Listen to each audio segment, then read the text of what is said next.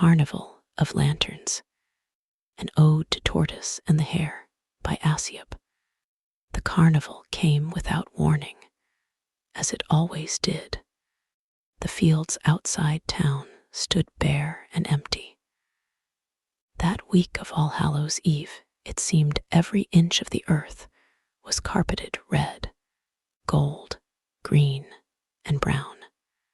By sundown, the air was suddenly penetrated with the sharp sound of music, sour notes from a calliope that hadn't been tuned in decades, and yet played on, tireless.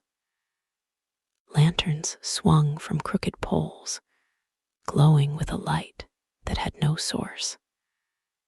The striped tents leaned as though caught in a permanent wind, their shadows stretching far longer than they should. Townsfolk whispered that you never saw the carnival arrive. You only saw it appear for 7 nights.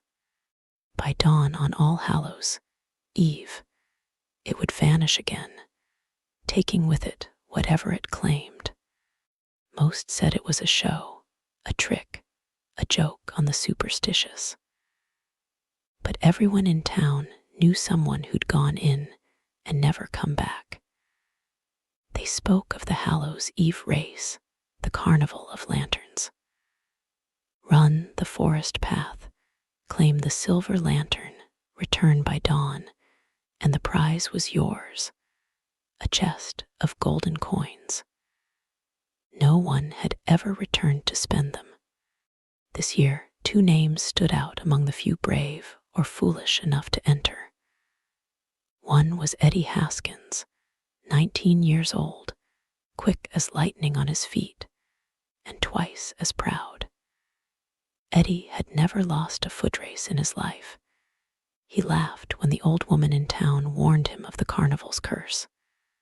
"Don't be stupid, you old witch. It's a scam," he said, slapping a buddy on the back as he cackled. "Smoke, mirrors, and old men in masks. I'll be drinking my prize by morning." The old woman was Martha Green. Nearly 70, a widow with a limp, her hands curled stiff with age and arthritis. She signed her name in silence, ignoring the laughter behind her. People whispered she'd lost her husband to the carnival years ago, though she never spoke of it. Her calm, steady gaze unsettled more than one onlooker. She did not look like someone chasing riches. She looked like someone who already knew the rules.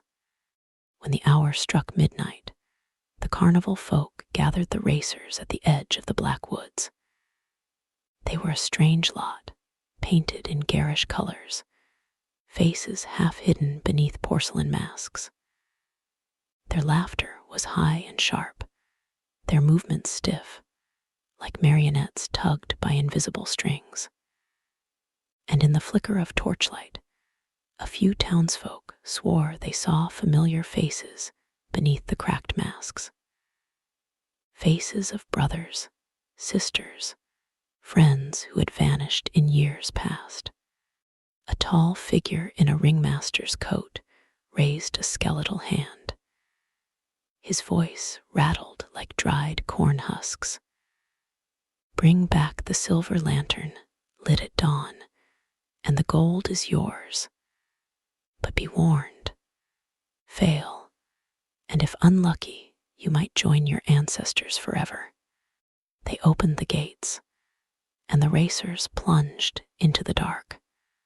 Eddie shot forward like a bullet, his laughter ringing through the trees. "See you at the finish line, Granny," he shouted over his shoulder. Behind him, Martha walked slowly, cane tapping each step, steady as the heartbeat of the earth. The carnival music followed them, faint and sour in the distance. The woods had become alive. Roots writhed beneath the soil, snagging ankles, taking out one of the first competitors. She barely made it a mile. Martha passed her as she limped back home the way they had come. The path bent and twisted, doubling back on itself. Eddie ran hard and fast, muscles burning, lungs aflame.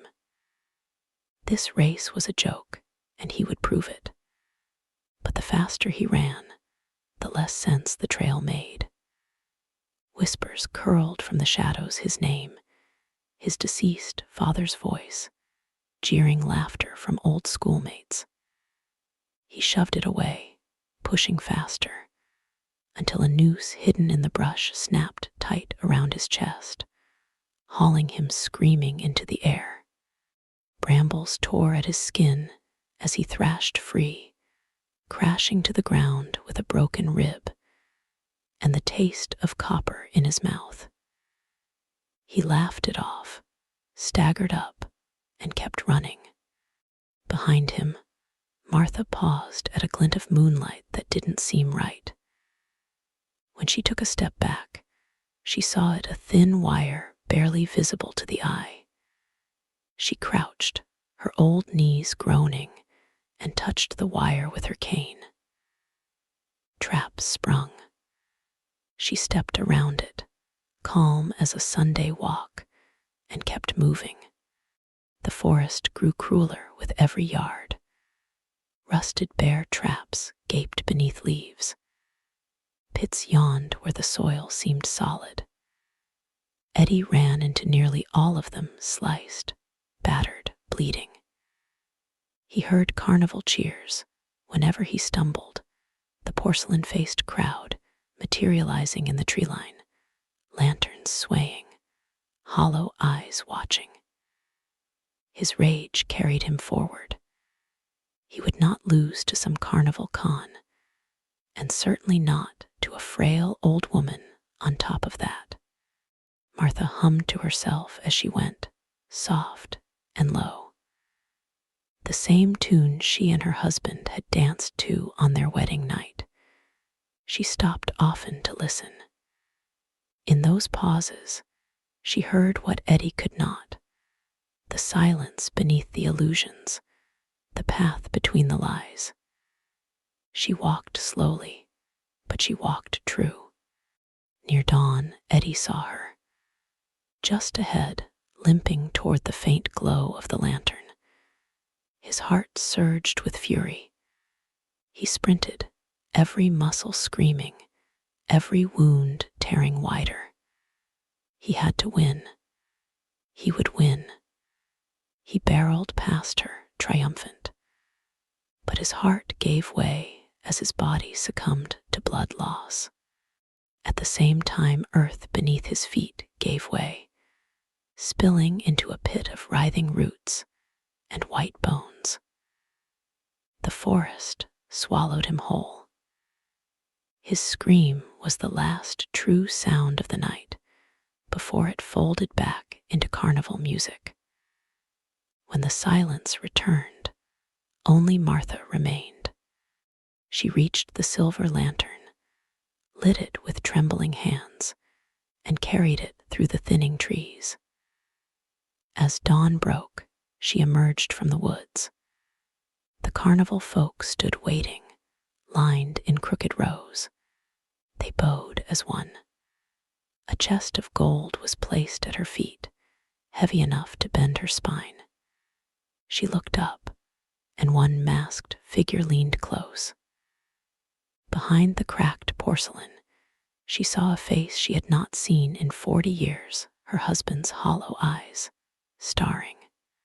The carnival lights winked out. The tents collapsed into smoke. When the town awoke, the fields were empty again. Only Martha remained, the lantern dark, the chest of coins beside her. Eddie was never seen again.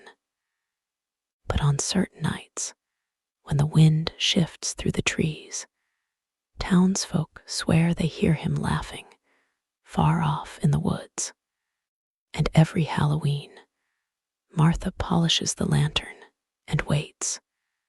Moral of the story: in some races, speed equates to death. The world does not favor the quickest, but the one who perceives, waits, and endures.